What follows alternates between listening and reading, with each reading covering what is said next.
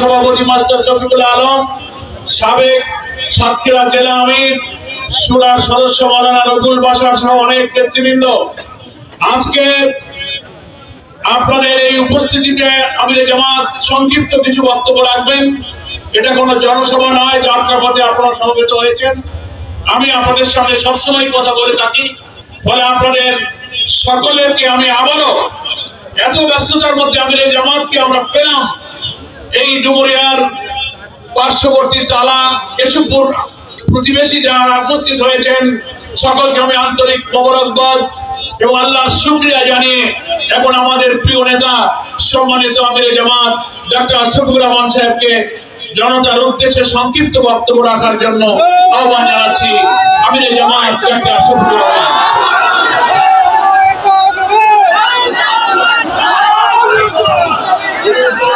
আসসালামু আলাইকুম ওয়া রাহমাতুল্লাহ। আপনারা কেমন আছেন সবাই? আলহামদুলিল্লাহ রাব্বিল আলামিন, ওয়াসসালাতু ওয়াসসালামু আলা রাসূলিল কারীম ওয়া আলা আলিহি ওয়া সাহবিহি ওয়া আহলিহি আজমাইন, আম্মা বা'দ। আজকের এই তাৎক্ষণিক সভার সম্মানিত সভাপতি, আমার সফর সঙ্গী, আপনাদের এলাকার প্রিয় মানুষ, প্রিয় নেতা, বাংলাদেশ জামাত ইসলামের সম্মানিত সেক্রেটারি জেনারেল, সাবেক সংসদ সদস্য অধ্যাপক মিয়া গোলাম পরওয়ার, সফর সঙ্গী নির্বাহী পরিষদ সদস্য জনাব মোবারক হোসাইন, কর্মকর্তা, আজকের এই তাৎক্ষণিক পথ সভায় উপস্থিত ভাই ও বোনেরা, আল্লাহ তাবারক ওয়া তাআলার শুকরিয়া আদায় করছি। মুক্ত পরিবেশে মুক্ত মন নিয়ে আল্লাহ তাআলা আপনাদের সামনে দুটি কথা বলার জন্য আমাদেরকে সুযোগ করে দিয়েছেন। আলহামদুলিল্লাহ রাব্বিল আলামিন। আমাদের যে সন্তানদের, বীর সন্তানদের সীমাহীন ত্যাগ এবং কুরবানি, শাহাদাত, পঙ্গুত্ব এবং জালিমের বিরুদ্ধে লড়াইয়ের মধ্য দিয়ে এই যে পরিবেশটা আল্লাহ তাআলা আমাদেরকে দান করলেন, এই জন্য আল্লাহর দরবারে আরেকবার শুকরিয়া আদায় করি। আলহামদুলিল্লাহ। 2006 সালের 28 অক্টোবর থেকে শুরু করে 2024 সালের 5ই আগস্ট পর্যন্ত ফ্যাসিবাদের বিরুদ্ধে লড়াই করে যারা জীবন দিয়েছেন, মহান রবের দরবারে দোয়া করি রব্বুল ইজ্জত তাদেরকে মর্যাদাবান শহীদ হিসাবে কবুল করুন।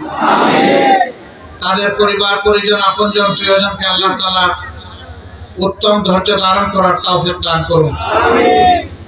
জালিমের বুলেটের আঘাতে পঙ্গু হয়ে, আহত হয়ে যারা কষ্ট পাচ্ছেন, প্রভুর দরবারে দোয়া করে হে রব্বুল আলামিন তাদেরকে তোমার পক্ষ থেকে তোমার শিফার হাত বুলিয়ে দাও এবং তাদেরকে তোমার শিফার নিয়ামত দান করো। এদেশের যে 18 কোটি মানুষ দেশে এবং প্রবাসে সর্বত্র লড়াই করেছে, আমি সকলের প্রতি কৃতজ্ঞতা জানিয়ে আপনাদের খেদমতে দুটি কথা বলতে চাই। প্রিয় দেশবাসী, আমাদের এই দেশটি আবহমান কাল থেকে সাম্প্রদায়িক সম্প্রীতির একটি দেশ। আমরা বিভিন্ন ধর্মের মানুষ মিলেমিশে এখানে বসবাস করি। আমাদের ভাষা কাছাকাছি, প্রায় একই ভাষায় কথা বলি। নৃগোষ্ঠীর জনগণ ছাড়া সকলের ভাষাই বাংলা। তারাও এখন বাংলা ভাষায় অভ্যস্ত। এমন একটি দেশ দুনিয়া খুব কমই আছে। আমাদের পাশের দেশে বিভিন্ন ভাষা বৈচিত্র্য রয়েছে, জাতপাতের ব্যবধান রয়েছে। প্রিয় বাংলাদেশে এই ধরনের কোনো ব্যবধান নেই। এমন একটি দেশকে বিগত দিনে যারা শাসন করেছেন একটানা 15.5 বছর, তারা মনের মতো করে সাজাতে পারেননি। তারা দেশকে না সাজিয়ে নিজেদেরকে সাজিয়েছেন। দেশের মানুষের হাতে কাজ তুলে দেওয়ার পরিবর্তে দেশের মানুষের হাত থেকে রিজেক্ট তারা কেড়ে নিয়েছে। লাখো বেকারের মিছিলে জনপদ ছিল পৃষ্ঠ। আমাদের যুবকেরা যুবতীরা লেখাপড়া শেষ করে প্রয়োজনের তাগিদে তাকে একটা পেশা বাছাই করে নিতে হবে। সেই পেশা বাছাই করতে গিয়ে তাদের অনেকের জীবনে না বিশ্বাস, এই দুয়ারে ওই দুয়ারে, মামার কাছে, খালার কাছে, চাচার কাছে, অমুকের কাছে, ওই স্যারের কাছে, তমুকের কাছে ঘুরতে ঘুরতে অনেকের জীবন প্রায় শেষ পার। বেকারত্বের অভিশাপ নিয়ে মাঝে মধ্যে দেখি কেউ কেউ আত্মহত্যা করে, যদিও আত্মহত্যা মহাপাপ। কিন্তু অসহ্য জীবন যখন তার হয়ে যায়, জীবনকে যখন নিজের এবং পরিবারের জন্য বোঝা মনে করে, তখন লজ্জা থেকে বাঁচার জন্য শয়তান তাকে ওয়াসওয়াসা দেয় এবং সে আত্মহত্যা করে। এই সর্বনাশের জন্য সরকার দায়ী। এমন শিক্ষা কেন দেওয়া হবে যে শিক্ষার পাড় চুকানোর পরে একজনকে বেকার হয়ে এইভাবে তাকে হতাশ হয়ে ঘুরতে হবে কেন? আপনারা দেখেছেন আমাদের শিক্ষা প্রতিষ্ঠানে কলম হাত থেকে কেড়ে নিয়ে গুন্ডাদের হাতে সেখানে অস্ত্র তুলে দেওয়া হয়েছে। ঢাকা বিশ্ববিদ্যালয়ের মতো জায়গায় আপনাদের বাগেরহাটেরই সম্ভবত একটা ছেলে, হলে তাকে জায়গা দেয়নি, গণরুমে রেখেছে। কথা শুনেনি, শীতের রাতে, পৌষের রাতে তাকে হলের বাইরে নিয়ে বসিয়ে রেখেছে। 3 দিনের মাথায় সেই ছেলেটা নিউমোনিয়া আক্রান্ত হয়ে জীবন থেকে, এই দুনিয়া থেকেই চলে গেল। বুয়েটের কথা আপনারা শুনেছেন, এই দক্ষিণবঙ্গেরই একটা ছেলে যার বাড়ি কুষ্টিয়ায়, আবরার ফাহাদ, অত্যন্ত মেধাবী ছেলে। সে নামাজ পড়ে, এটা তার অপরাধ। তুই নামাজ পড়িস তাইলে তুই শিবির, অতএব তোর রক্ষা নাই। সেই ছেলেটাকে টানা 5 ঘন্টা পিটিয়ে পিটিয়ে মেরেই ফেলে। এরা কি মানুষ না পশু? শিক্ষা প্রতিষ্ঠানে গিয়েছে মানুষ হবে, অথচ সরকার তাকে বানিয়েছে পশু। এবং এইরকম পাশবিকতা যারা করেছে, সরকার তাকে অভিনন্দন জানায়। আমাদের মেয়েরাও তাদের হাতে নিরাপদ ছিল না। ঢাকার 2টা বিখ্যাত মেয়েদের প্রতিষ্ঠানের মেয়েদের উপর কি করা হয়েছে? জাহান্নামের আযাব তাদের উপর চাপিয়ে দেওয়া হয়েছিল। তাদের মা বাপ পাঠিয়েছিল মানুষ হওয়ার জন্য, আর আওয়ামী লীগের দুষ্ট শয়তানরা নিয়েছে তাদের ইজ্জত কেড়ে। জাহাঙ্গীরনগর বিশ্ববিদ্যালয়ে 96-2001 সাল আওয়ামী লীগ যখন দেশ শোষণ করে, তখন আপনারা দেখেছেন জসিমউদ্দিন মালিক নামে তাদের একজন ক্যাডার বিশ্ববিদ্যালয় ছাত্রলীগের সেক্রেটারি ছিল। সে 100টা মেয়ের ইজ্জত লুণ্ঠন করার পরে সে উৎসব পালন করেছিল। পশু লজ্জা পায় এই ধরনের অবস্থাতে।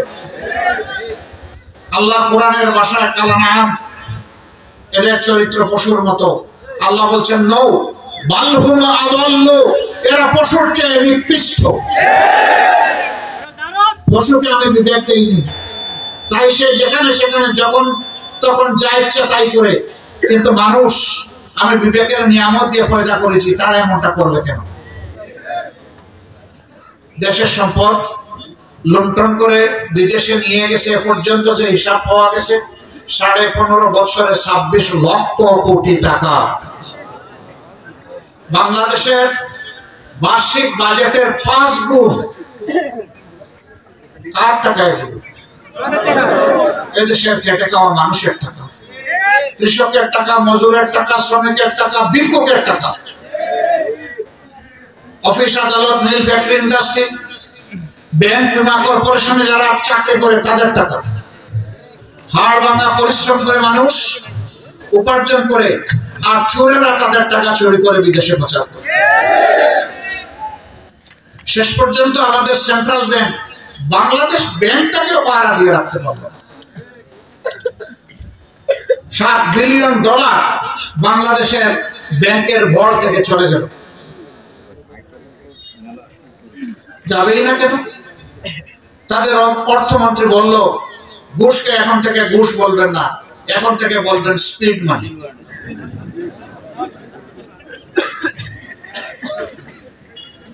বললো যে স্পিড মানি দিলে কাজের স্পিড বাড়ে। আরেক মন্ত্রী বললো ঘুষ খাও, তবে বেশি খাইও না, একটু কমাইয়া খাইও। সার্কাস পার্টি, মাথা খারাপ। সংসদে প্রতি মিনিটে লক্ষ লক্ষ টাকা খরচ হয়, সেই সংসদে গান বাজনা করে। তোদেরকে মানুষ গান বাজনার জন্য সংসদে পাঠিয়েছে? ঘুষের লাইসেন্স দেওয়ার জন্য পাঠিয়েছিল? ঘুষের পক্ষে ওকালতি এই কারণেই তারা করেছে, কারণ তারা জানে যে তাদের সমস্ত রুজি হারাম। তাদের হারাম রুজিকে বৈধ করার জন্য তখন সুবিধাবাদীদেরকে বলেছে তোমরা ঘুষ খাও। একটা দেশে আইন শৃঙ্খলা বাহিনীর কাজ হচ্ছে শৃঙ্খলা রক্ষা করা, আমাদের সেই বাহিনীগুলোকে নষ্ট করে ফেলেছে দলীয় স্বার্থে। তোমরা বাবা যা করো করো, শুধু আমাদেরকে গদিতে রাখো। গদির ফয়সালা কি জমিনে হয় না আসমানে হয়? কুলিল্লাহুম্মা মালিকাল মুলকি তুতিল মুলকা মান তাশা। সমস্ত মুলকিয়ত বাদশাহীর মালিক আল্লাহ। দুনিয়ার বিভিন্ন জায়গায় খন্ড খন্ড এলাকায় যাকে পছন্দ করেন আল্লাহ সেই রাজত্ব দান করেন, পরীক্ষা করার জন্য যে ওরা সুবিচার করে কিনা।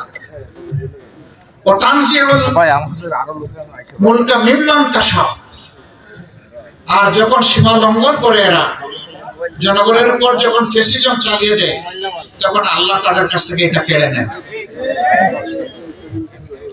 ওরা মাঝে মধ্যে আমাদেরকে বিভিন্ন দেশে পাঠিয়ে দিতে, যা তোদের আচ্ছা দিবে তো দিবে, আগে একটা ভিসা এবং টিকেটের ব্যবস্থা করে দেবে। ভিসা নাই, টিকেট নাই, বলে যে অমুক দেশে চলে যায়। হ্যাঁ, গর্ত করে কোন দুষ্ট মানুষ অন্য মানুষকে গর্তে ফেলার জন্য, কিন্তু সেই গর্তে নিজেই পড়ে যায়। এমন শাসন তোমরা করলা, বললা যে উন্নয়নের রাজপথে দেশকে উড়াই দিছো। তোমরা বললা যে বাংলাদেশ বিশ্বে উন্নয়নের রোল মডেল। সেই মডেলের রাস্তাঘাট তৈরি করলা, সবই করলা, কিন্তু রাস্তা দিয়ে তোমাদের গাড়ি চালাইও পালানোর সুযোগ হলো না। কেন এমন রাজনীতি করতে হবে যে রাজনীতির কারণে দেশ ছেড়ে পালাতে হবে? আর পালাতে গিয়ে সঙ্গী সাথীদের এমন অবস্থা হয়েছে, কেউ কেউ কলা পাতার উপর আশ্রয় নিয়েছে। তিনি আমার সুপ্রিম কোর্টের এপিলেট ডিভিশনের বিচারক। কলা পাতার উপর জনগণ তাকে আবিষ্কার যখন করলো, জিজ্ঞেস করলো আপনি কে গো? বলে যে আমি শামসুদ্দিন চৌধুরী। বলে স্যার আপনি কি কালো মানিক? বলে জি আমি। স্যার এখন কোথায় আছে? মনে হয় ভারতে আছে। কেন স্যার ভারতে? আমি তো দেশ ছেড়ে পালাচ্ছি। না গো শোনা, আপনি আটকা পড়ে গেছেন, আপনি যেতে পারেননি। আপনি যেখানে হম্বি টম্বি করেছিলেন ওই জালেই আপনি আটকা পড়ে গেছেন। দিক এই সমস্ত জীবনের প্রতি লজ্জা হয়। মানুষ জীবনে অসহায় হয়ে দুইটা জায়গায় যায়, তার আলটিমেট ডেস্টিনেশন দুনিয়ায় দুইটা, একটা আদালত আর একটা হাসপাতাল। সেই আদালতে বসে ওরা রাজনীতি করেছে, রাজনৈতিক হুঙ্কার দিয়েছে। সাইদি সাহেবের বিরুদ্ধে মামলা পরিচালনা করতে গিয়ে জঘন্য ভাষায় কথা বলেছে। আল্লাহ তাআলা ছাড় দেন, কিন্তু ছেড়ে দেন। আচ্ছা গেল তো গেল, এরা গেল, এখন আমরা কি করবো? এখন আমরাও কি সেই কাজ করবো? না, আমরা করবো না। 5 তারিখ আগস্টের এমন একটা পরিবর্তন হবে, আপনারা কি কেউ চিন্তা করছেন? আমিও কল্পনা করি। সেই সময়টা মহান রবের ইচ্ছায় আমি ছিলাম কাবার চত্বরে। মানুষ আমাকে জিজ্ঞেস করতো, যারা চিনত, বলুন তো আমাদের কি এই অবস্থা থেকে মুক্তি পাওয়ার কোন পথ আছে? বলতাম অবশ্যই আছে। কিভাবে? আমি বললাম যে এই জবাব আমার কাছে নাই। কিভাবে? এই যেখানে এসেছেন এখানে চোখের পানি ছাড়তে থাকো, এই ঘরের মালিককে বলতে থাকুন, কাবাগর ধরে কাটতে থাকুন, কাবাগরকে চুমু দিয়ে বলতে থাকুন, সেজদায় পড়ে আল্লাহ তাআলার কাছে হাজারি এবং ফরহাদ পৌঁছে দেন। আল্লাহ তাআলা এই ব্যবস্থা করবেন ইনশাআল্লাহ। বলে যে কারে দিয়ে উদ্ধার হবে? আমি বলি কেন, আমাদের যুব সমাজ আছে না? সকল দেশেই তো যুবকরাই তো দেশ জাতি পরিবর্তন করে দেয়। কোন যুব সমাজ যারা মোবাইল এবং ট্যাব নিয়ে পড়ে থাকে, টিকটক নিয়ে পড়ে থাকে, এরা আমাদেরকে উদ্ধার করবে? আমি বললাম হ্যাঁ, আল্লাহ চাইলে এখানেই বিস্ফোরণ ঘটবে ইনশাআল্লাহ। আমি জানতাম না এই বিস্ফোরণ ঘটবে। মক্কা মদিনা হজের কাজ শেষ করে একটু আমি তুরস্কে গিয়েছিলাম। 10 দিন সেখানে থেকে যাবো আমেরিকা। গিয়েছি ইস্তাম্বুল এয়ারপোর্টে। এয়ারপোর্ট থেকে তাদের কর্মকর্তারা বলল যে আমেরিকা আপনাকে কবুল করবে না, আমরা ফ্লাইটে আপনাকে উঠাতে পারছি না। আমার সঙ্গী যিনি ছিলেন এই এলাকার সন্তান, একজন চিকিৎসক, মন খুব খারাপ করলেন। আমি তার মাথা এবং পিঠে হাত বুলিয়ে দিয়ে বললাম, তুমিও জানো না, আমিও জানি না, আল্লাহর এটা পছন্দ হয়নি। নিশ্চয়ই আল্লাহ পছন্দের কোনো জিনিস আমাদেরকে দেওয়ার জন্য অপেক্ষা করছে। চলো আমরা এক কাজ করি, বাংলাদেশে না গিয়ে আমরা আল্লাহর বাড়িতে যাই, সেখানে গিয়ে আরো কিছু কথা আল্লাহকে বলি, মন খুলে বলি। আমরা আবার উমরার বিষয় নিয়ে সৌদি আরবে ঢুকলাম, 1 সপ্তাহ সেখানে থাকলাম। একই দৃশ্য, ওই যারা আছে সবাই একই কথা জিজ্ঞেস করে, আর সবাইকে বলি যে আল্লাহর কাছে বলতে থাকি। 17 তারিখ জুলাই মাস আমাদের দেশে সেই দিনটা ছিল আশুরার দিন। 12টার সময় আমরা এসে ঢাকায় পৌঁছলাম আল্লাহর মেহেরবানিতে। শান্তিতে বের হয়ে আসলাম এয়ারপোর্ট থেকে। 2:30টা থেকে বাংলাদেশ গরম হয়ে গেল। এই যে গরম হলো, শেষ পর্যন্ত গিয়ে 5 তারিখ তার পরিসমাপ্তি হলো। আলহামদুলিল্লাহ, অনেক জীবন চলে গেল। সেই রংপুরের ছেলেটা, নিবৃত পল্লী গ্রামের পীরগঞ্জের ছেলে আবু সাইদ, অত্যন্ত মেধাবী। তার পরিবারে আরেকটা লোক এসএসসি পাস করে নাই, গরিব পরিবারের ছেলে। আল্লাহ তার মধ্যে মেধা দিয়েছিল। সে তাদের অধিকার আদায়ের জন্য রাস্তায় দাঁড়িয়ে আত্মবিশ্বাস নিয়ে 2 ডানা মেলে বলেছিল, বুকের ভিতরে তুমুল ঝড়, বুক পেতেছি গুলি কর। তার আত্মবিশ্বাস ছিল তার দেশের লোকেরা তাকে গুলি করবে না, কিন্তু 1, 2, 3 পরপর 3টা গুলি করে তাকে শেষ করে দেওয়া। আন্দোলনের আগুন জ্বলে উঠল। শুধু বাংলাদেশ না, সারা বিশ্বে বাংলাদেশিরা যে যেখানে আছে, এমনকি বাংলাদেশিদের পাশে অন্যান্য দেশের লোক দাঁড়ায় গেল। আমরা জানতাম কি যে এই ধরনের একটা ঘটনা ফেসিবাদের স্বৈরাচারী সরকারের পতনের জন্য নিয়ামক হবে? আমরা কেউ জানতাম? কিন্তু আল্লাহ সেটা করে দিলেন। আল্লাহর দরবারে দোয়া করি, আল্লাহ আমাদের এই বুকের সন্তানকে মর্যাদাবান শহীদ হিসাবে কবুল করুন। তার হাত ধরে প্রায় 2000 ছেলে মেয়ে দুনিয়া থেকে চলে গেল। তাদের সকলের জন্য দোয়া করি, আল্লাহ তাদের শহীদ হিসাবে কবুল করুন। শাহাদাত এখানে শেষ নয়। 28 অক্টোবর 2006 সাল লবিবইটার তাণ্ডবে যাদেরকে হত্যা করেছিল, পরবর্তী পর্যায়ে জামাত ইসলামীর নেতৃবৃন্দ, কোরআনের পাখি সাইদি সাহেব সহ যাদেরকে হত্যা করা হয়েছে বিচারের নামে তামসা করে, সেই থেকে যে যাত্রা শুরু হয়েছিল হত্যাকাণ্ডের, এরপরে বিডিআর সদর দপ্তরে আমাদের দেশপ্রেমিক সেনাবাহিনীর 57 জন অফিসার এবং তাদের পরিবারের অন্যান্য সদস্যদেরকে যেভাবে নির্মমভাবে পাশবিক কায়দায় হত্যা করা হয়েছিল, সেই হত্যা আর মানুষের রক্ত তাদের হাতে লেগেছিল 5 আগস্ট পর্যন্ত। এখন কেউ কেউ সুশীল সেজে জিজ্ঞেস করে আগামী নির্বাচনে তারা আসবে কি? আমি বলি, যারা গণহত্যা করেছে, গদিতে থাকার জন্য দেশের মানুষের কিনা অস্ত্র দিয়ে দেশের মানুষের বুকে গুলি ছুড়েছে, তারা কি এই দেশে রাজনীতি করার অধিকার রাখে?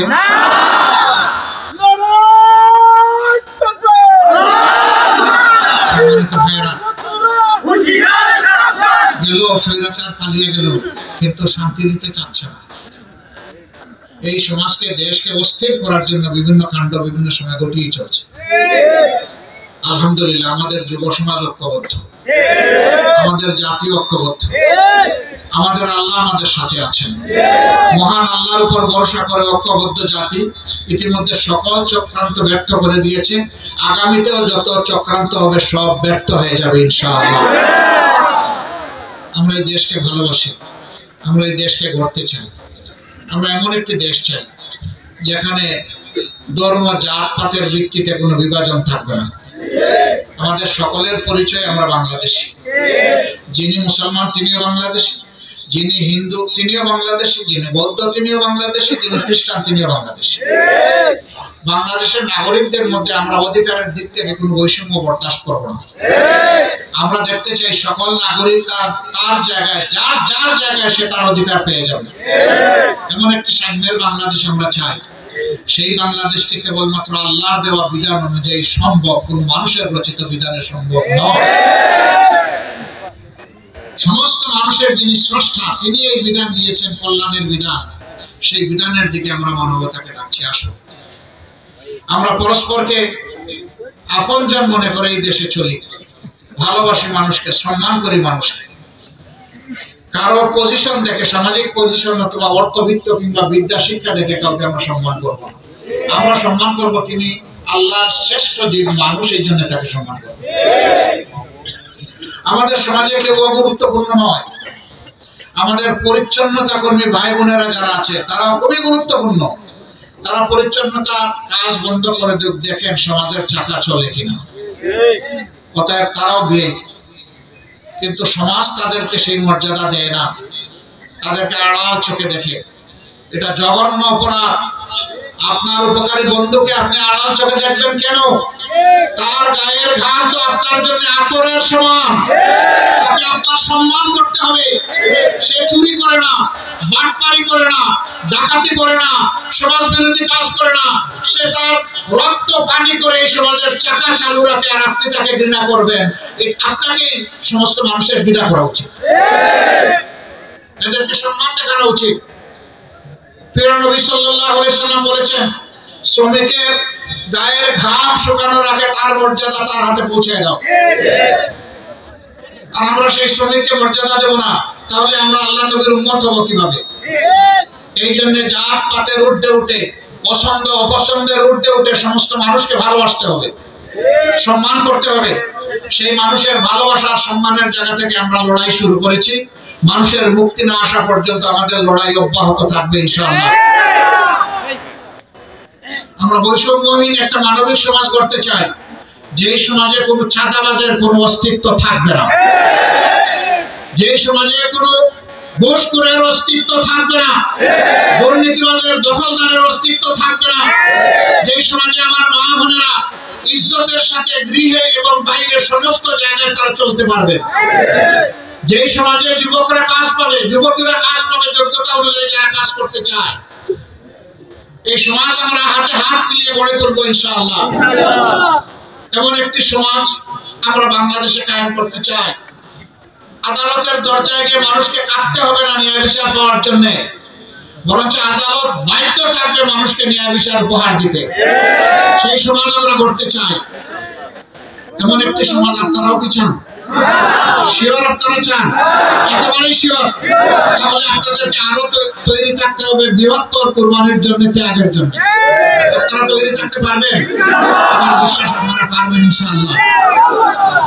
মানুষের মুক্তির সেই লড়াই, মানুষের মুক্তি অর্জন না হওয়া পর্যন্ত সাম্যের ভিত্তিতে, ন্যায় বিচারের ভিত্তিতে একটি দেশ, একটি জাতি গঠন না হওয়া পর্যন্ত আমাদের লড়াই অব্যাহত থাকবে ইনশাআল্লাহ। সেই লড়াইয়ে আমরা আপনাদের কাছে কয়েকটা জিনিস চাইবো। প্রথম জিনিস হচ্ছে, আমরা যদি ন্যায়ের পথে, কল্যাণের পথে, মানবতার পথে থাকি, আপনারা আমাদেরকে একটু ভালোবাসা দিবেন। আপনাদের ভালোবাসার কাঙ্গাল আমরা।